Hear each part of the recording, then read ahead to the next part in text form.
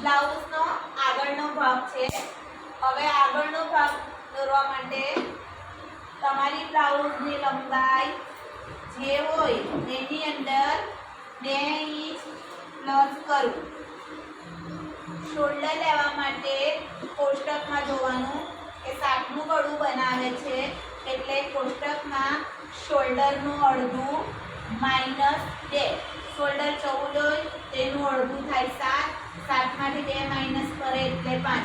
એટલે અહીંયા શોલ્ડર 5 લેવાનું. અને નીચે મૂંઢો ઉતારવા માટે ફિક્સ છે કે શોલ્ડરનું અડધું લેવું અને 2 ઇંચ માઇનસ ને અડધો ઇંચ પ્લસ. પછી લેવાનું છે અહીંયા અપર ચેસ્ટ. અપર ચેસ્ટ એટલે કોષ્ટકમાં જોવાનું આવશે કે અપર ચેસ્ટમાં 60ના ગળા હિસાબે કઈ પ્લસ માઇનસ છે તો 60ના ગળા હિસાબે અપર ચેસ્ટમાં ચોથો ભાગ જ હશે, કોઈ પ્લસ માઇનસ કોઈ નહીં. અને મૂંઢો દોરવા માટે પાછળનામાં 0.75 લીધું છે. તમે 0.75 લીધેલું હોય ત્યાંથી અડધો ઇંચ રિવર્સ આવું. અડધો ઇંચ રિવર્સ આવીને આ લીટી દોરી દેવાની છે. લીટી દોર્યા પછી આર્મહોલનો શેપ આપવાનો છે.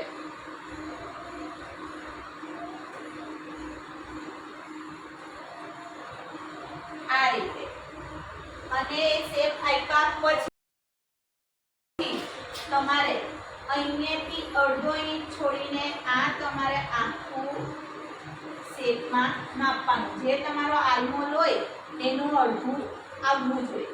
જો નહીં આવે તો તમે 5 ઇંચ નીચે ઉતરી પાછો આર્મહોલ ડ્રો કરો અને પછી પાછો માપો. અને જો વધી જતો હોય તો તમે ઉપર ખસી શકો છો. આ આર્મહોલ ચેક કર્યા પછી પાછળ તમે જે 3 થી 3.5 જે ગયેલા હોય ખભું એટલું જ ખસવાનું. અને ત્યાંથી ગળાની લંબાઈ 7 ઇંચની દોરી અને ગળાનો શેપ આ રીતે બોલાવવાનો. હવે છે આપણે ટક્સની લંબાઈ. તમારી જે ટક્સની લંબાઈ હોય તેની અંદર અડધો ઇંચ પ્લસ કરી આડી લીટી દોરી દેવાની. મારી ટક્સની લંબાઈ માનો કે 10 છે તો 10ની અંદર અડધો ઇંચ ઉમેર્યું ને ટીક કરી ત્યાંથી આડી લીટી દોરી. એ લીટીની ઉપર લોઅર ચેસ્ટનો 10મો ભાગ લેવો. માનો કે લોઅર ચેસ્ટ છે મારી 33 તો 10મો ભાગ કરવા માટે બેની વચ્ચે પોઈન્ટ મૂકવાનો એટલે 3.3. તો અહીંયાથી આ 10મો ભાગ લેવાનો 3.3. પછી 13મો ભાગ લેવાનો. એ જે તમારે 3.3 10મો ભાગ આવ્યો છે તેમાંથી 1 ઇંચ માઇનસ કરવાનું એટલે 2.2. એટલે 13મો ભાગ લેવા માટે ઊભું નીચે 2.2 નીચે ઉતરીને આડી લીટી દોરી દેવાની. અને આ તમારી લંબાઈ પાસેની આડી દોરવાની. આ લીટીનું કોઈ માપ નથી, આશરે આ લીટી દોરવાની. 3 લીટી પર લોઅરનો 10મા ભાગની ટીક કરી દેવાની એટલે સ્ટ્રેટ લીટી દોરી દેવાની આ રીતે.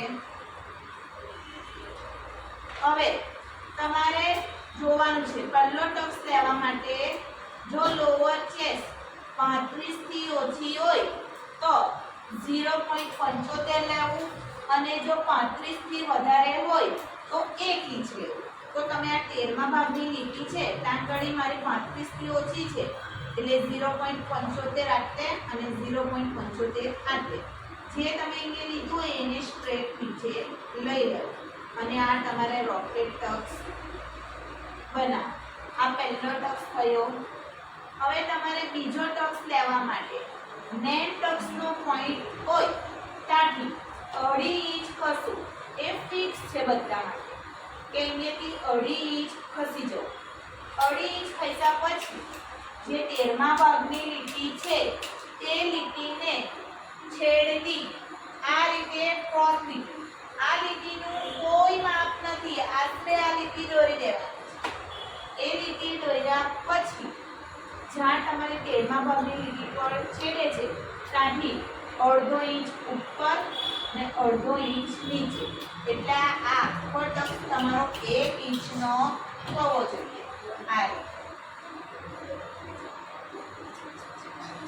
આ તમારો બીજો ટક્સ થયો. હવે ત્રીજો ટક્સ લેવા માટે જે ટક્સની લીટી છે ત્યાંથી અડધો ઇંચ ઉપર ખસવાનું. અડધો ઇંચ ઉપર ખસ્યા પછી એ ટક્સની લંબાઈ 2.5 ઇંચ લઈ લેવી.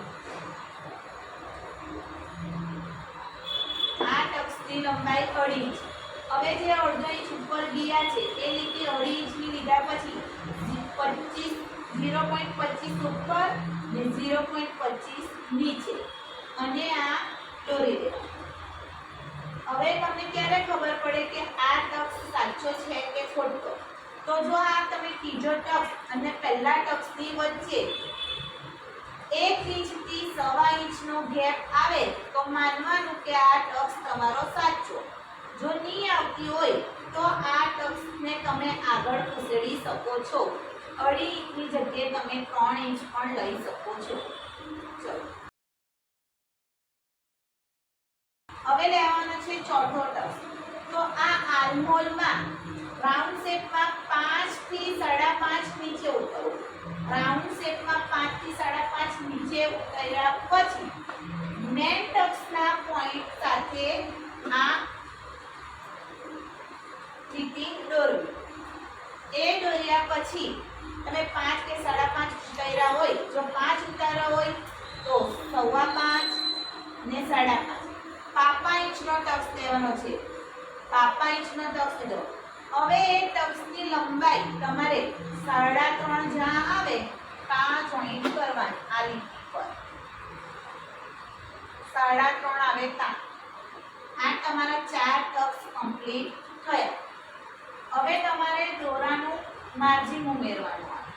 તો અહીંયા આપણે અપરનો ચોથો કરીને સ્ટોપ કર્યા છે. તો હવે આ ટક્સનું તમારે પહેલા ઉમેરવું પડે. પાને પા અડધો એટલે 1.5 ઇંચ પહેલા ઉમેરો. ફિટિંગનું 1.5 ઇંચ બીજું ઉમેરો એટલે અહીંયા તમારું 2 ઇંચ થઈ ગયું. હવે તમારો અડધો ને અડધો 1 તો તમે લંબાઈમાં 2 ઇંચ ઉમેરેલું છે એટલે એક લંબાઈનું ને એક ટક્સનું એટલે આ ટક્સનું તમારું આવી ગયું.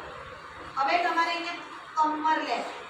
તો કમર લેવા માટે તમારે માપવાનું આવશે કે આંખનો પોષણ કેટલો છે. ચલો હવે મારી કમર છે 30. મારી કમર છે 30 તો તમારા પહેલા ટક્સની આ પહેલી લીટી છે એને આ રીતે માપવાની. આ માહિતી મારી કેટલી આવી? 3.5 જે આવ્યું તમારું જે માપ આવ્યું હોય તે આ પોષણ નહીં માપવાનું ને આ છેલ્લી લીટી પર તમારું જે માપ આવ્યું મૂકવાનું. 3.5 આવ્યું એ આ 3.5 અહીંયા મૂક્યા પછી તમારી કમર છે 7.5 આવી 30 એટલે તો અહીંયા તમારે 7.5 પર ટીક કરો અને દોરા. એટલે જ્યારે તમે આ માયકું કમર તમારે આ ટક્સનું માઇનસ કરીને માપવાનું. એટલે તમે આ ટક્સ દબાવો એટલે તમારે આખી કમર એને 7.5 અને દોરા.